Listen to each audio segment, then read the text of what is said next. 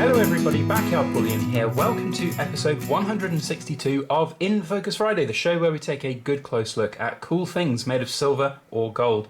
Last week it was an eclectic mix as a rapid fire In Focus Friday ensued from the ridiculously large group order.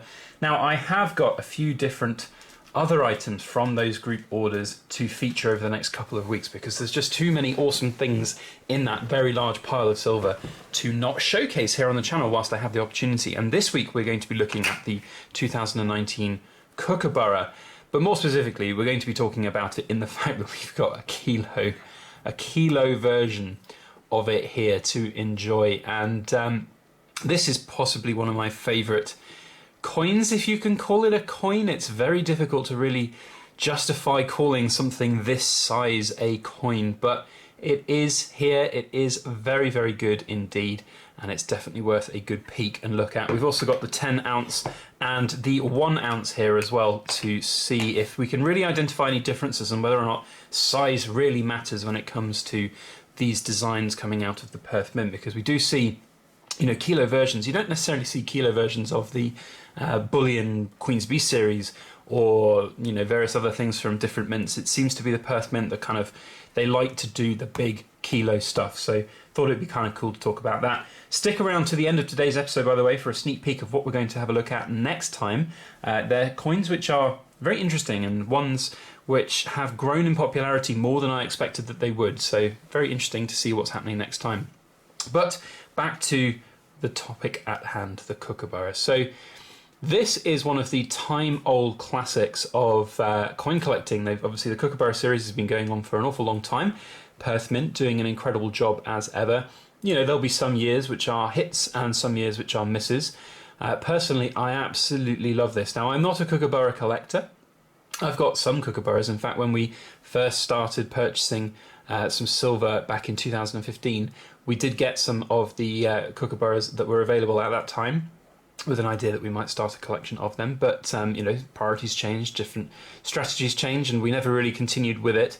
But this one is very aesthetically pleasing, and I really do like the sort of sunset in the background with the kind of ripples on the water there, and the Kookaburra sitting on his perch in the water. It's fantastic. It's a very aesthetically pleasing coin, and the Perth Mint always seems to do exquisite work with their coins. They are well known for being one of the highest quality mints out there, and they have very much not even, you know, dropped the ball at all on this particular one here. You know, the only times perhaps that they will look to drop the ball, so to speak, is when you get a Kookaburra design that people aren't so keen on. And I remember the 2018 one, which was the one with the Kookaburra in front of the moon, wasn't necessarily held as one of the best designs that they've ever done, but I think this one really makes up for that, and it's very aesthetically pleasing. So, does size really matter? That time-old question, eh? Well, let's have a look at the 1 ounce versus the 10 ounce side by side. Now, personally, I'm of the opinion that when it's a smaller coin like this, you can really see some of the skills of the coin making and the die making, because the exquisite amount of detail that they can get on a smaller die is very, very evident. And you can see all of the little details on the feathers there, which look really very pretty indeed. All of the, you know, the texturing on the bark on the wood there, it really does exemplify it. You'll have to excuse me, I'm losing my voice a little bit today. But on the 10 ounce, you know, you see those very sort of minute, small details there, but they're all magnified, they're all bigger. So it's one of those things where sometimes it can look a little bit less impactful and less sort of, you know, amazing in that sense of coin making design. And then that's even more exemplified, I think, when you zoom up even further into the kilo version. And don't get me wrong, it's still an incredible thing to admire and see and be able to, let's see if we can get a good angle here with the light. You know, it does look fantastic, don't get me wrong, but I just think that the 1 ounce has this kind of extra dimension to it because you've got all of the exquisite level of detail showcased in the feathers of the bird and the bark of the wood and every other part of the coin as well. However, there is no doubt in my mind that having a kilo version of this is an event, and if it's something that you wanted because that's the kind of coins that you stack, large, big, chunky monkey coins, then having a kilo version of something is just incredible. Now, of course, I've got these in capsules. These are not my coins. They will be sent out to their new owners. A little bit of a tape mark. Oh no, it's just a little bit of condensation. So these will be sent out to the new owners, and they will obviously do what they will with them. I know from experience trying to open these large capsules is nigh on impossible because they're almost vacuum sealed when you close them. So that's one thing to think about. You know, if you want to enjoy your coins and actually see them and have them as a pocket piece, then size really does kind of make a difference, because there's not very many people in this world who will be happy to walk around with a giant kilo of silver in their pocket, whereas, you know, a little 1 ounce kookaburra like this will be, no, you know, that's fairly manageable, I think, in many senses. So it's very interesting to see, you know, the differences here. Let's go from extreme to extreme. So the 1 ounce versus the kilo. You really can see the difference there, and I personally would say the smaller one is a little bit more aesthetically pleasing to my eye. I think perhaps the 10 ounce is that kind of perfect size, though.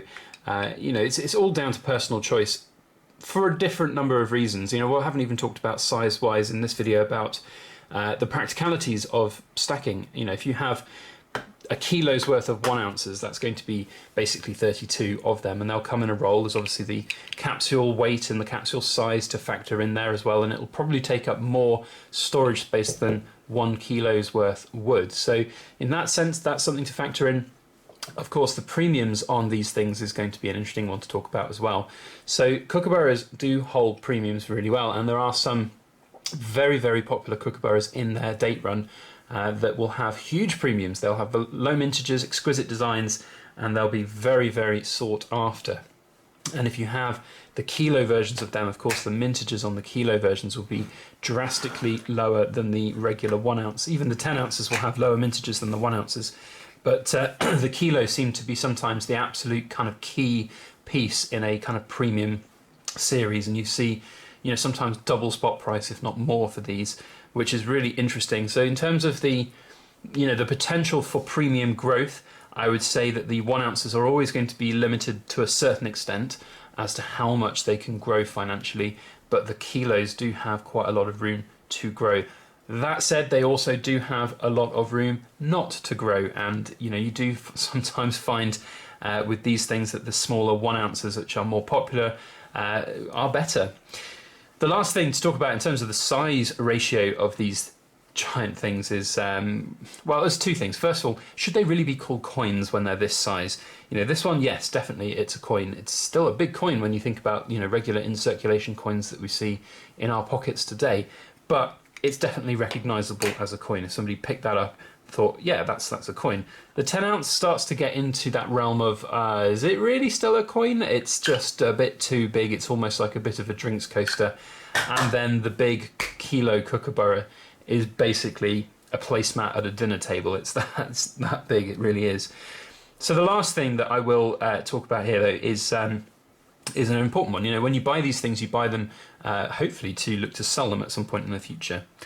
Selling one of these 1 ounce kookaburras is going to be a lot easier than selling a kilo kookaburra for the right price. So there's definitely that to factor in as well. You know, people, if they wanted to buy a kilo of kookaburra at a premium, perhaps because it's grown, will have to find a significant amount of cash, and that's always difficult. And you're always going to be targeting a very sort of, you know, unique clientele of people who'll be wanting to have just a kilo of that particular year. So lots of things to factor in. Personally, I like them all. If I had, you know, unlimited funds and I wanted to collect lots of things, I'd have a whole series of kilo coins, because why not? If you've got the money to do it and you're happy to spend that kind of cash on those items, then I can't see a problem. You can enjoy the design. It's really, really nice to see it, and it's bloomin' hefty. Let me tell you, there's nothing quite like holding a kilo's worth of silver in its fine form. Really very cool indeed. So those are the 2019 kookaburras. Let me know your thoughts down in the comment section on this particular coin design, whether you like it, whether you don't like it. Also your thoughts on the different sizes. Which of these three sizes are your preference? If budget was no issue, you know, aesthetically, which do you like the best? That would be fantastic to hear from all of you. So that is that for those. Now next week we're going to be talking about a coin series which has really kind of taken me a little bit by surprise as to how popular they have been, and that's the the Disney series that we've been seeing. We've got one of the latest ones here, The Lion King, which has come out, and yeah, I think they're interesting. I've not featured them on my channel before. I've not purchased any of them before, and whilst we've still got some of them here in this big, unboxing week, we thought we'd share them and talk about them because I think they're quite, well, they're interesting to say the least. But anyway, that's for next week. So if you want to catch that video next week, make sure you hit the subscribe button. If you enjoyed today's video on the giant kookaburras, then please make sure you hit the thumbs up button. It really does help everything that we do here on the channel. And if you aren't subscribed, then make sure you hit that subscribe button. And if you want to get notifications, hit the alarm bell. Otherwise, that's it for today. Thank you one and all for watching. Have a fantastic weekend. And as always, please make sure that you like, share, comment, and subscribe for more.